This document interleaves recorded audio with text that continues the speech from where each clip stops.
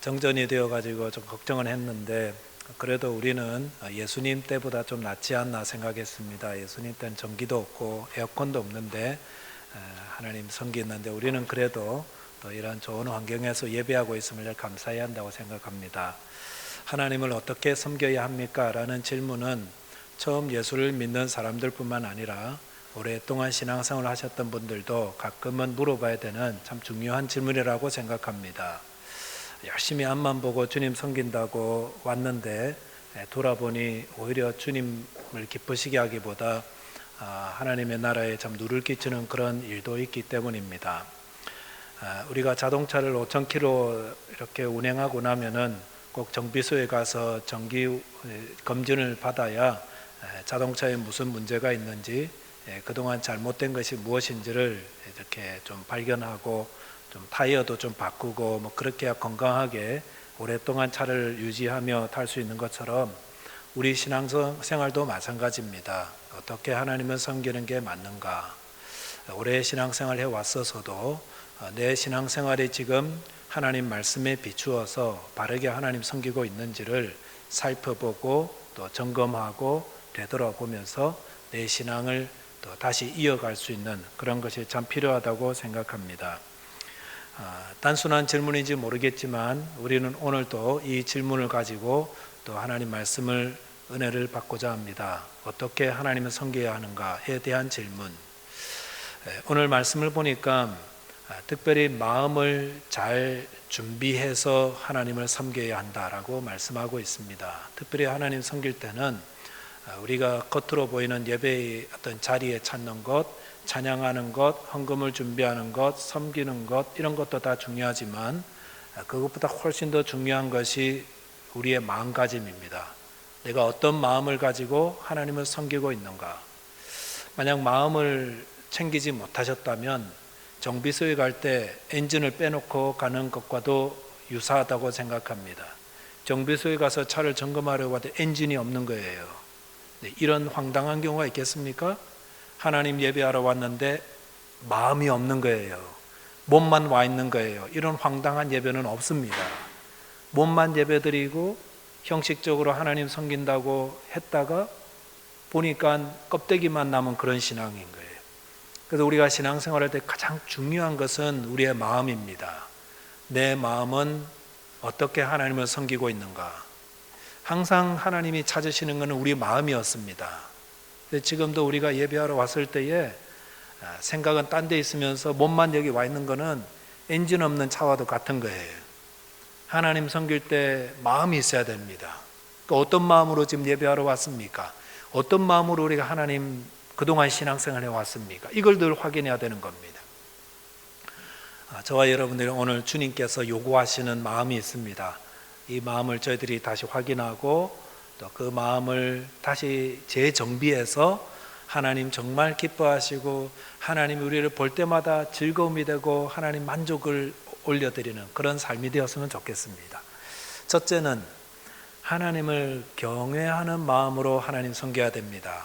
하나님을 섬길 때는 하나님을 향한 그 어떤 두려움의 마음, 경외하는 마음 이게 있어야 됩니다. 오늘 본문 12절에 보니까 이렇게 말씀하시죠. 이스라엘아 내 하나님 여호와께서 내게 요구하시는 것이 무엇이냐? 곧 내 하나님 여호와를 경외하여 그의 도를 행하고 그를 사랑하며 마음을 다하고 뜻을 다하여 내 하나님 여호와를 섬기고 라고 하였습니다.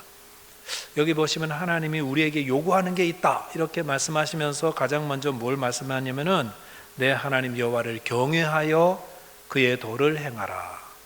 하나님을 경외한다는 것은 두려워하는 겁니다. 하나님을 두려워함으로 하나님의 말씀을 순종해 나가는 겁니다. 하나님을 사랑하는 것도 하나님을 두려움으로 사랑하는 것입니다.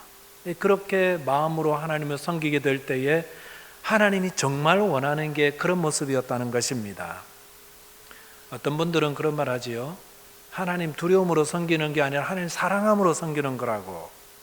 예, 맞는 말입니다만은 성경은 말씀하시죠. 하나님 사랑하지만 그 사랑은 하나님을 두려워하는 마음이 바탕이 된 하나님 사랑이라는 것입니다. 신명기 5장에 보시면 하나님께서 그 이스라엘 백성들의 율법을 주십니다. 그 성경에는 그 십계명이 두 군데 나오죠. 출애굽기 20장과 신명기 5장에 나옵니다. 신명기 5장에 나오는 장면은 이렇습니다. 온 백성들이 호렙산 앞에 섰습니다.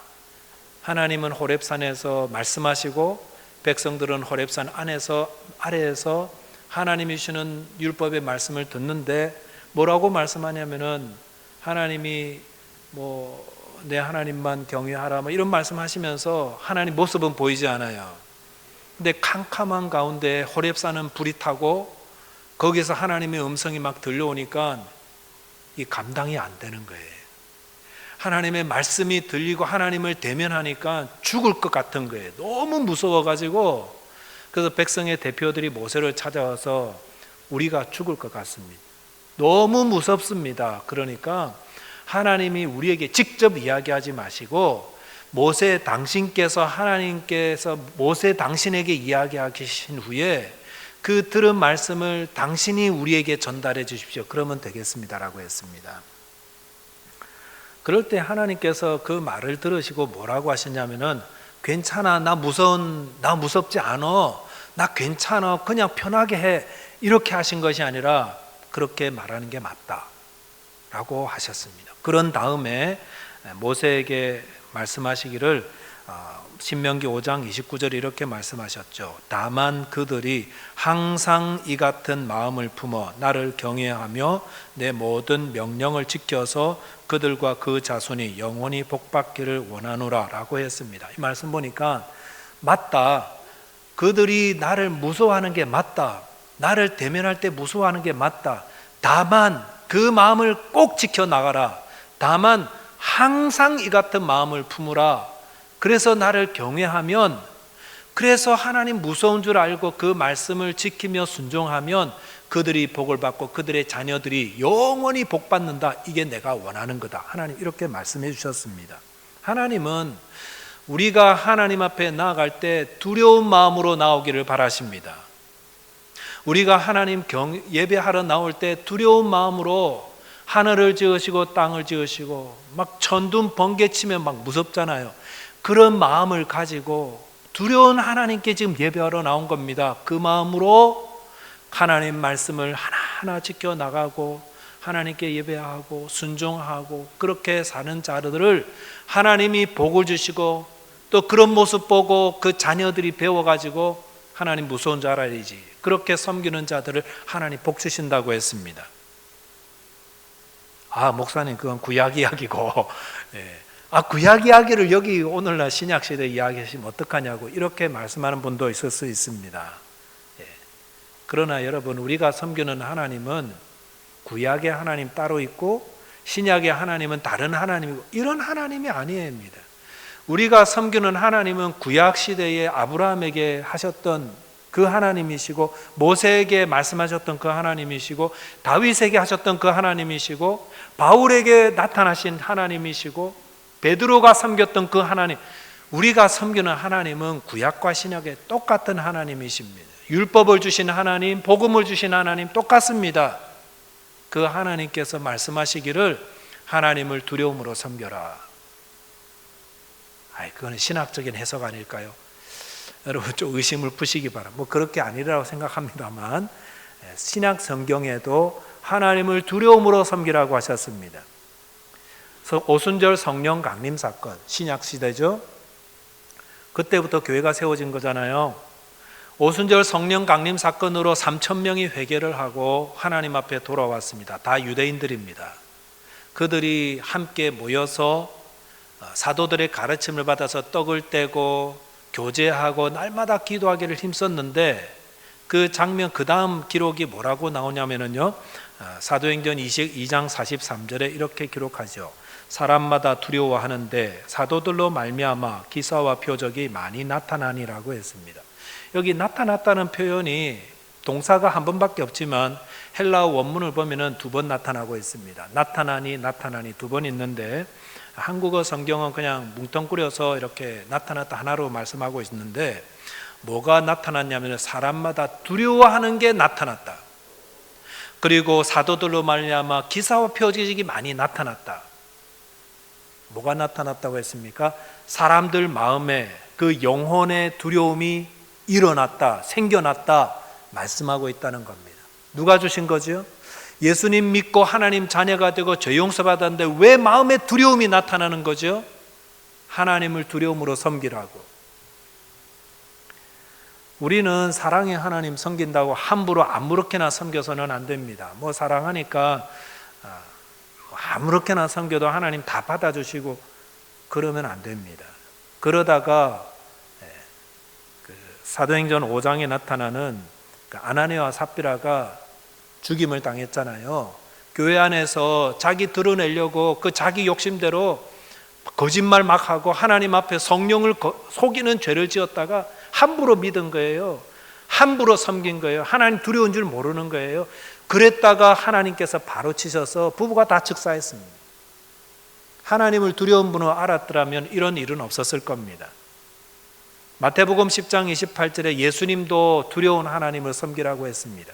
몸은 죽여도 영혼은 능히 죽이지 못하는 자들을 두려워하지 말고 오직 몸과 영혼을 능히 지옥에 멸하실 수 있는 이를 두려워하라. 예수님의 말씀이죠. 예수님도 우리가 하나님 섬길 때에 두려움으로 섬겨라. 너희 지금 믿음을 박해하는 자들은 너희 몸만 죽인다. 그런데 하나님은 몸만 죽이는 게 아니라 영혼도 죽일 수 있는 분이다. 몸과 영혼까지 지옥불에 멸하실 수 있는 분이 우리가 행하는 모든 거 한순간에 다 가져가실 수도 있고요. 우리가 자랑하는 거 다 무너뜨릴 수도 있고요. 우리가 그렇게 기곤만장했다가 왕절 하루 만에 다 무너지는 것도 다 하실 수 있는 분인데 왜 모르냐? 우리가 너무 하나님을 마음대로 섬긴 건 아닌가 되돌아보셔야 됩니다. 하나님은 우리에게 하나님을 두려워하라고 말씀하십니다. 그게 내가 하나님 원하시는 거라고 합니다. 그렇게 해야 하나님을 두려움으로 섬길 줄 알아야 우리에게 오는 모든 고난들을 이겨나갈 수가 있습니다. 순교자들이 죽음의 그 두려움을 어떻게 이겼겠습니까? 오늘 이 말씀 때문이죠. 이 사람들은 내 몸만 죽일 수 있어. 그러나 내가 몸과 영혼까지 다 지옥에 멸하실 수 있는 그분을 내가 배신하면 안 되지. 죽음의 고통은 한순간이야. 그러나 이거 지나고 나면 영원토록 위로하시는 그 하나님이 계신데 내가 그 하나님을 두려워해야 이 죽음의 고통을 넘어간다는 겁니다. 그래야 바른 신앙도 가능하고요. 그래야 죄도 짓지 않을 수가 있고요. 죄와 싸우려고 그러고요. 두려운 하나님을 섬길 줄 알아야 우리의 삶에 있는 모든 고난과 어려움과 손해와 박해들을 능히 잘 이겨나갈 수가 있다는 것입니다. 그 지나고 보면은 내가 그때 하나님 무서워하게 잘했지. 하나님 무서워서 그것도 하지 않고 이것도 하고 했던 것이 이게 바른 선택이었지. 이게 가능하다는 겁니다. 저와 여러분들 마음에 하나님께서 하나님을 두려워하는 마음을 주시는 줄 믿습니다. 그 마음은 잘못된 거 아닙니다. 하나님을 사랑하되 하나님을 두려움으로 섬기고 사랑하시기 바랍니다. 하나님 말씀 순종하실 때도 하나님 무서워할 줄 알면서 순종하시기 바랍니다. 그럴 때 하나님이 기뻐하십니다. 두 번째 묵상할 말씀은 마음의 할례를 행해야 됩니다. 오늘 본문 마지막 16절 보니까 그러므로 너희는 마음의 할례를 행하고 다시는 목을 곧게 하지 말라 하셨습니다. 하나님이 마음의 할례를 행하라고 했습니다. 성경에 보면은 할례에 대한 이야기가 참 많이 나오죠. 구약에도 나오고 또 신약에도 막 할례 행해야 됩니까 말아야 됩니까 논쟁도 있고요. 근데 우리는 할례 문화는 아니잖아요. 저희는 이스라엘은 지금도 할례를 행합니다. 그래서 아이들이 남자아이가 8일이 지나면은 할례를 행하고 가족들 다 불러가지고 막 잔치하고 막 그렇게 하거든요. 할례 문화예요. 근데 우리는 할례 문화가 아니기 때문에 이게 할례가 어떤 건지 사실 좀 개념이 안 옵니다. 그런데 마음에 또 할례, 이거 마음의 할례는 더 어려운데. 저도 말씀 준비하면서 할례를 어떻게 설명드릴 게 맞을까 그렇게 생각했는데 한 가지가 좀 떠올랐습니다. 그게 뭐냐면은 언젠가 소를 기르시는 분들이 그 소가 송아지에서 어느 정도 장성하면은 소에다 낙인을 찍는 그런 장면을 본 적이 있습니다. 그래서 과거에는 이렇게 그 레타가 적혀진 그 이니셜 뭐 A면은 A, B면은 B, 그 쇠에다가 그 글자 달고 가지고 이렇게 엉덩이다 팍 찢이잖아요. 그게 낙인 찍는 거잖아요. 그럼 그 낙인 왜 찍죠? 요즘은 그 뭐 귀에다가 이렇게 플라스틱 그 네임택을 이렇게 비춰주는 거 하던데, 그거 왜 하냐면은 이게 어느 집 손집 구별하기 위해서 하는 거 아니겠습니까? 지난번에도 한국에서 그 홍수 났을 때 뭐 섬진강 하류 타고 소들이 막 대거 떠밀려 갔는데, 저 하류에서 발견해 가지고 이 사가 어느 집 소냐 추적해 보니까 그 네임택 보고 추적이 가능하더라고요. 그러니까 그 주인이 또 트럭 끌고 와가지고 소들 데리고 와고 그런 거 봤는데, 할례가 바로 이런 게 아닌가 생각합니다. 할례는 창세기 17장에 소개가 되는데, 처음으로 하나님께서 아브라함에게 할례를 이야기하기 바로 직전에 뭘 이야기하시냐면, 내가 너의 하나님이다, 너는 내 거다, 이런 그 언약을 맺습니다. 그리고 너희는 하나님의 것이기 때문에 내 말을 잘 듣고 하나님 말씀에 그대로 순종해라, 이 두 가지를 말씀하세요.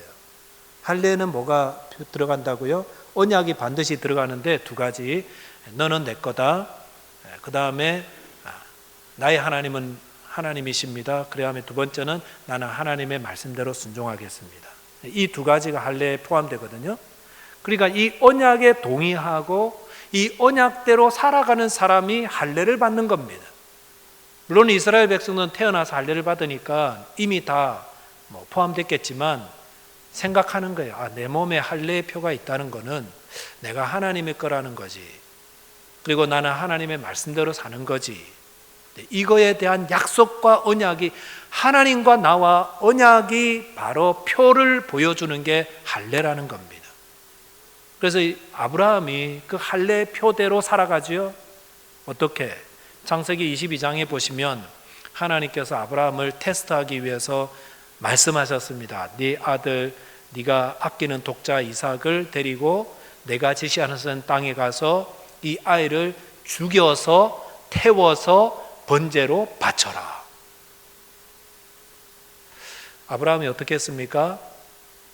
그날부터 금식하면서 주여, 딴 거는 다 돼도 이 아들만은 안 됩니다, 이렇게 한 게 아니라 그 다음날 일찍이 일어나서 그 아들 이삭과 종들을 데리고 번제할 준비를 해가지고 길을 떠나게 됩니다.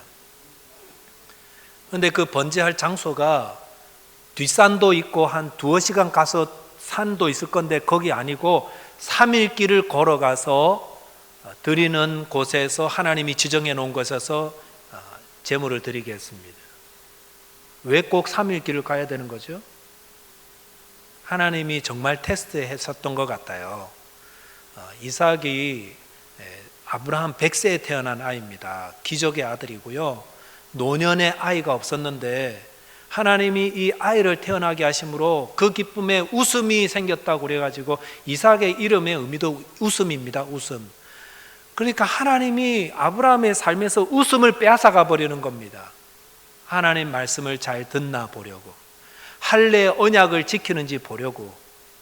3일 동안 가면서 되돌아올 수도 있습니다. 내 이런 하나님이면 안 믿겠다, 내 이 아들과 함께 얼마 남지도 않은 생애를 정말 행복하게 웃으며 보내고 싶어, 이러면서 되돌아설 수도 있지만, 아브라함은 하나님의 그 언약, 그 할례 언약 기억하면서 걸어갔고 그의 아들을 실제로 죽이려고 했었습니다. 하나님이 그런 모습 보고 아브라함을 복 주셨잖아요. 아브라함에게 너와 내 후손이 너로 말미암아 복을 받고 온 땅이 너로 말미암아 복을 받는 복의 근원이 될 것이다, 이렇게 약속하셨던 것입니다. 할례의 의미는 내가 하나님 겁니다, 그러니 나는 하나님 말씀을 따라 살아가겠습니다. 그걸 어디에 행하라고요? 마음에 행하라고 했습니다. 마음의 할례는 아무도 모릅니다. 누구만 압니까? 나만이 압니다. 그래서 하나님은 아무도 확인할 수 있는 그 할례를 너 스스로 너 마음에 행하라, 그리고 하나님을 섬겨라 말씀하시는 겁니다. 누가 하나님 섬기는 사람이죠? 나는 하나님 겁니다. 그리고 나는 하나님 말씀대로 순종하며 살겠습니다.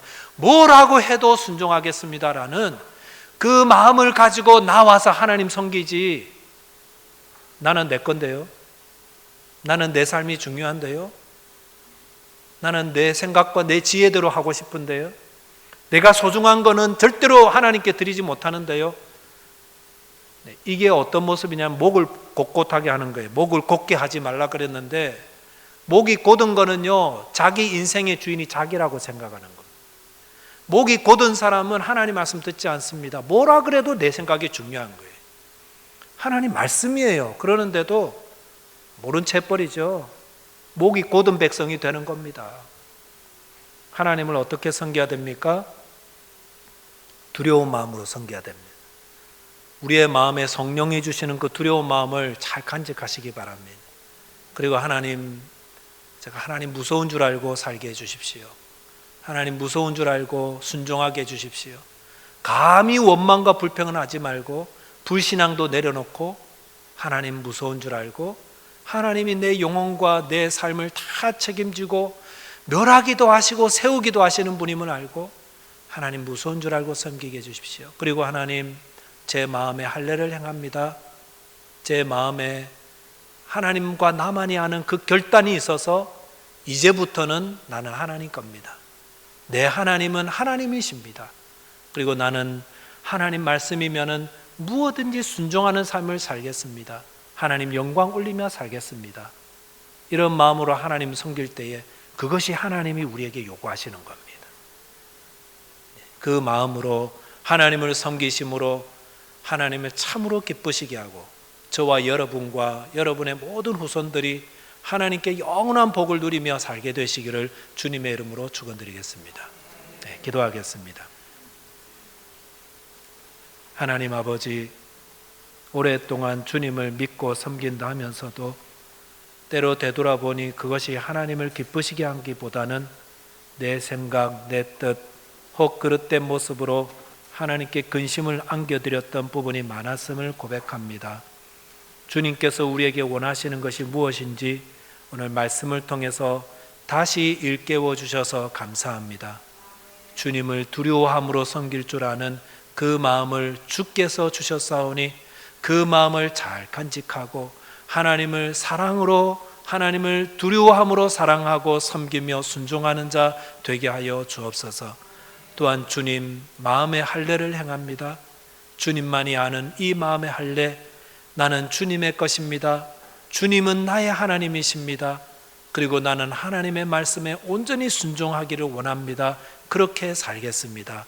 결단하며 나가는 성도님들 한 사람 한 사람의 그 마음의 결단을 붙잡아 주시고 언약의 백성으로 살아갈 수 있도록 지키시고 보호하시고 복내려 주옵소서. 우리 주님 예수 그리스도 이름으로 기도하옵나이다. 아멘.